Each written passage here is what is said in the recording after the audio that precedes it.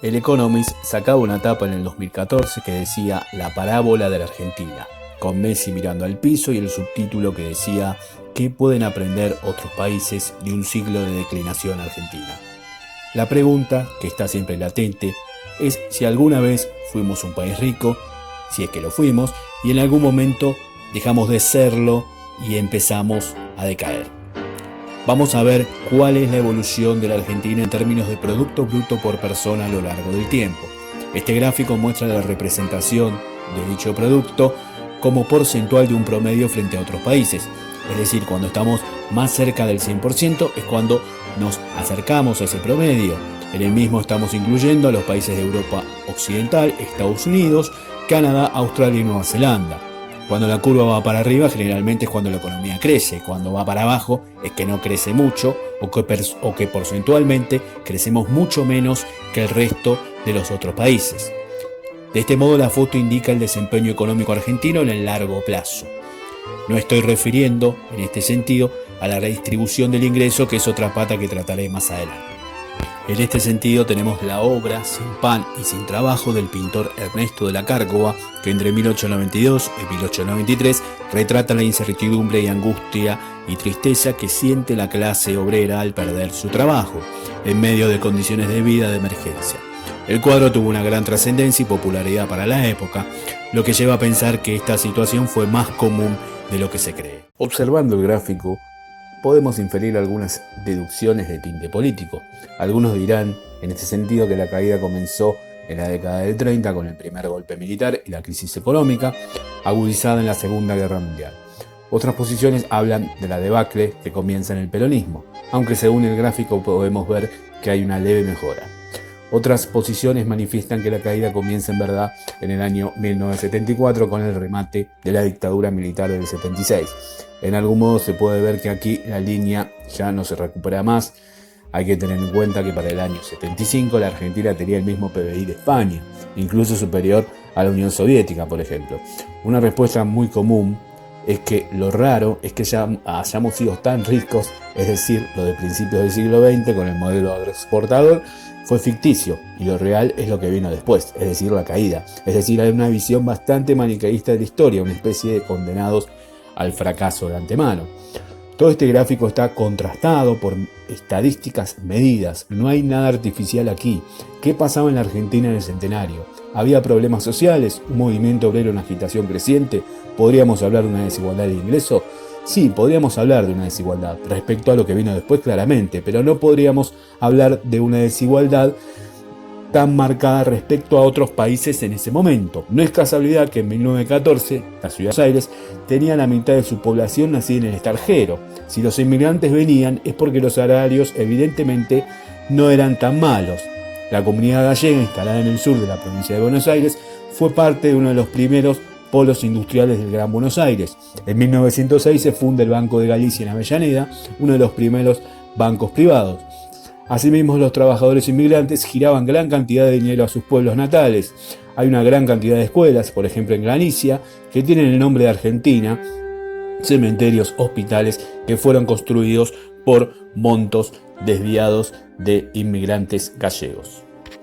El boom agrícola se había dado en Argentina por la instalación del tejido ferroviario que permite minimizar los costos de transporte en una pampa fértil, permitiendo sacar los productos con gran eficacia hacia los puertos.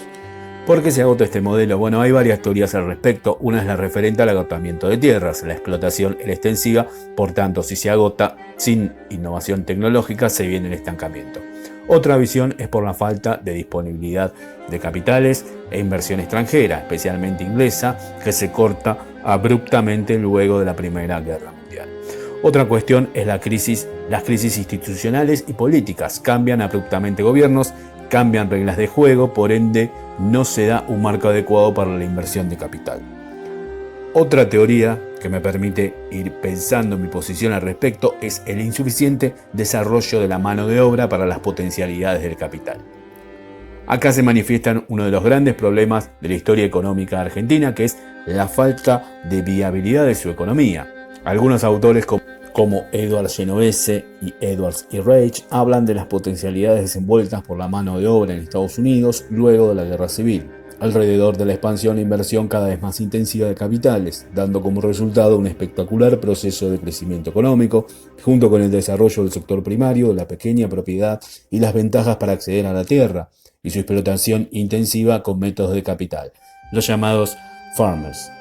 Esto obviamente no sin conflictos, claro está, como sucede incluso en Estados Unidos, pero también en nuestro país con la creciente agitación del movimiento obrero internacional.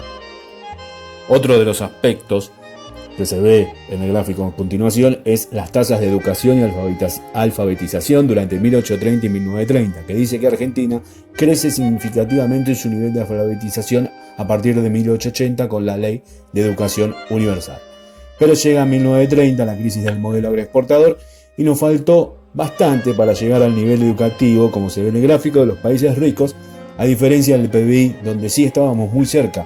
Por ende, en el caso de la mano de obra, no teníamos una fuerza de trabajo suficientemente calificada para irnos a otros sectores que requieren más capital humano. Muchas veces pasaba por alto el estudio de la mano de obra es vital para el desempeño económico de los países en el largo plazo y en sus desarrollos productivos. En este sentido tenemos un sector agroexportador, que es el que dinamiza la economía o que da los mejores dividendos, y una mano de obra mayormente ubicada en las áreas urbanas, enfocada en los servicios, muchas veces por la falta de acceso a la tierra. Recordemos que muchos inmigrantes venían expulsados de Europa de ámbitos rurales. También en este sentido, la preponderante presencia de los latifundios y las explotaciones a gran escala que no da la posibilidad del desarrollo productivo a pequeña escala como sí se había dado en Estados Unidos con los farmers. Entonces tenemos una gran masa de trabajadores que vive de los servicios y de industrias y talleres poco desarrollados.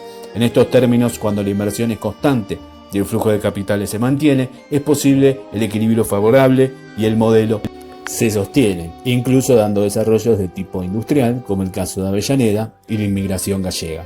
Pero cuando todo esto se corta, por diversos factores ya analizados, los capitales escasean, empiezan los problemas, la falta de competitividad y el descenso de los márgenes de ganancia. Bueno, ya llegando al final del episodio, algunos datos relevantes que van a ser detallados con mayor profundidad en el próximo.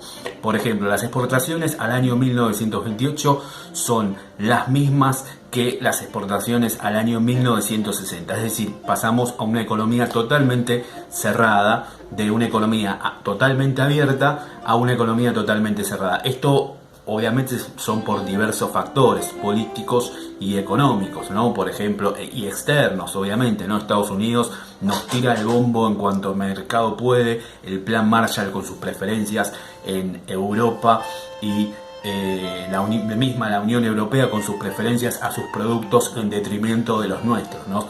Esto también va a estar relacionado con la cuestión de la doctrina desarrollista, Cuba, el Che Guevara, bueno, todo lo vamos a ver.